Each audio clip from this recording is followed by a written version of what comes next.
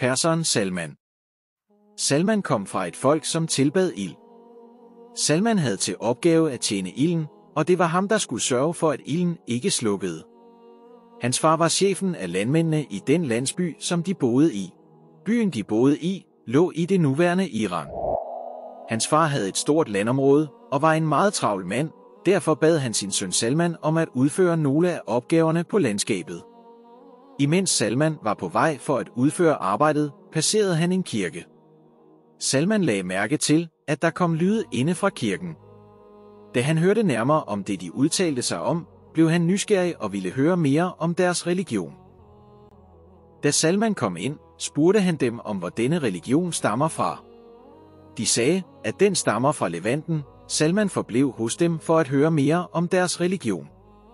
Da Salman kom hjem til sin bekymrede far, spurgte hans far ham om, hvor han har været. Salman fortalte sin far om dem, han havde mødt i kirken.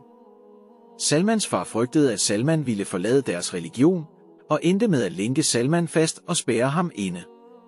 Imens Salman var spærret inde, sendte han et bud ud efter de kristne fra kirken om, at de skulle informere ham, hvis en karavane af kristne forretningsmænd kom fra Levanten. Da sådan en karavane en dag kom, og Salman var blevet informeret, stak Salman af, så han kunne rejse med disse forretningsmænd tilbage til Levanten. Efter at Salman var ankommet til Levanten, henvendte han sig til en præst og fortalte ham, at han var interesseret i at vide mere om deres religion. Derfor fik Salman lov til at ledsage præsten. Efter at han havde ledsaget præsten i noget tid, opdagede Salman, at han var en løgner. Præsten havde igennem tiden fået donationer af sit folk, som han skulle videregive til de trængende, men havde beholdt det hele selv. Salman begyndte at hade præsten og ville afsløre ham. Da præsten døde og folk var samlet for at begrave ham, afslørede Salman, hvad præsten havde gjort. Folket spurgte Salman om beviser. Salman tog folket med for at vise dem, hvor præsten havde gemt alle deres donationer. Her indså de, hvad præsten havde gjort og nægtede at begrave ham og stenede præstens lig i stedet. Folket i byen lagde en ny præst i kirken. Efter at Salman mødte den nye præst og var glad for ham, forblev Salman hos ham, indtil at præsten lå på sit dødsleje. Her sagde Salman til ham, jeg forblev hos dig i noget tid, og har ikke elsket nogen, som jeg har elsket dig.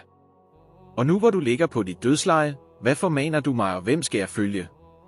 Her fortalte præsten ham, at folk har efterladt og ændret meget af religionen, undtagen en person, som befinder sig i en by, som lå i det nuværende Irak. Og derfor formanede han Salman til at finde ham og følge ham. Efter præsten døde, tog Salman afsted mod Irak og fandt den mand, som præsten anbefalede. Salman forblev hos manden, indtil denne mand også døde. Dette gentog sig indtil at Salman var nået til en mand, som også var på det samme som de andre, han havde været hos. Denne mand befandt sig i en by, som lå i det nuværende Tyrkiet. I mellemtiden var Salman begyndt med at eje nogle kvæg. Da denne mand også lå på sit dødsleje, fortalte Salman ham, hvordan den første mand formanede ham til at følge den anden mand, som dernæst formanede ham til at følge den tredje, og så videre indtil at han nu endte hos ham, og derfor spurgte Salman ham om, hvem han nu skulle følge. Manden svarede, jeg kender ikke nogen, som er på det samme, som vi er på. Her fortalte manden Salman, at tiden snart er inde for udsendelsen af en profet, som er på samme religion som profeten Abraham. Denne profet vil dukke op i de arabiske lande og vil emigrere til et land med palmetræer mellem to jordområder, dækket med sorte sten. Derudover fortalte manden Salman om 3 tegn, som han kendte til om profeten. Han sagde også til Salman, at hvis han havde mulighed for at tage imod disse lande, skulle han gøre det. Da manden døde, forblev Salman i denne by i noget tid, indtil en arabisk karavane kom til byen. Her tilbød Salman sine kvæg til nogle fra karavanen, mod at de ville tage ham til de arabiske lande, hvilket de accepterede. Da de var nået et område nord for Al-Madina, snød de ham ved at sælge ham som en slave til en jøde og efterlod ham der. Her så Salman nogle palmetræer og ønskede, at det skulle være stedet, som manden omtalte, hvor en profet ville dukke op. Imens Salman var hos jøden, kom jødens fætter og købte Salman fra ham. Denne mand tog Salman til Al-Madina. Salman bemærkede, at området var, som han havde fået beskrevet. Derfor ville Salman bosætte sig i denne by. På daværende tidspunkt havde profeten fået åbenbaring om profetien, men Salman hørte ikke så meget om ham, da Salman havde travlt med sit slavearbejde. Da profeten havde emigreret fra Mekka og var nået et område nær al-Madina, var Salman i gang med sit arbejde. Her overhørte Salman en samtale mellem personen han arbejdede for og personens fætter. Samtalen omhandlede profetens ankomst til området. Da Salman hørte dette, fik han kuldegysninger. Salman spurgte manden, hvad sagde du? Men manden, som Salman arbejdede for, blev vred, slog ham og sagde, det kommer ikke derved, gå tilbage til dit arbejde. Men Salman ville virkelig gerne møde profeten. Da det blev nat, tog Salman afsted, hvor profeten befandt sig. Da Salman mødte profeten, sagde han, jeg er blevet fortalt, at du er en god mand, og du har nogle ledsagere, som er i behov. Jeg har noget mad, som jeg vil give som almisse. Så tog profeten maden, gav det til sine ledsagere og sagde, spis, uden at profeten selv spiste af maden. Her tænkte Salman, dette var det første tegn.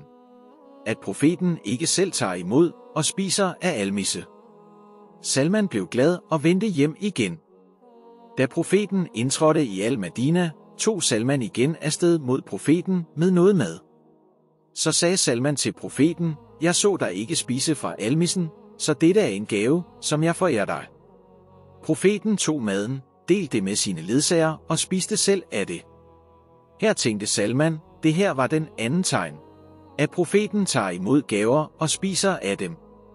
Nu ventede Salman på at se den tredje tegn. En dag skulle en af ledsagerne begraves. Salman tog mod begravelsen i ønske om at se det tredje tegn. Dette tegn er anderledes end de andre to, han havde fået fortalt om. Da dette tegn er noget, som er fysisk på profetens krop. Profeten har mellem sine skuldre profetiens sejl. Og det ville Salman se. Efter han havde hilst på profeten, gik han bag profeten for at kigge på hans ryg. Salman ville tjekke, om profetiens sejl virkelig var der. Men profeten havde sin ryg tildækket.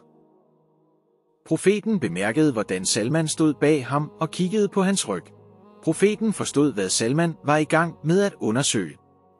Derfor afslørede profeten for sin ryg, og her kunne Salman se, hvad han længe havde søgt efter. Da Salman indså, at han virkelig havde mødt den sidste profet, omfavnede han ham. Salman indtrådte i islam og fortalte profeten og profetens ledsagere om sin historie. Gud vejleder, hvem han vil, og vildleder, hvem han vil. Følg os og hør flere historier.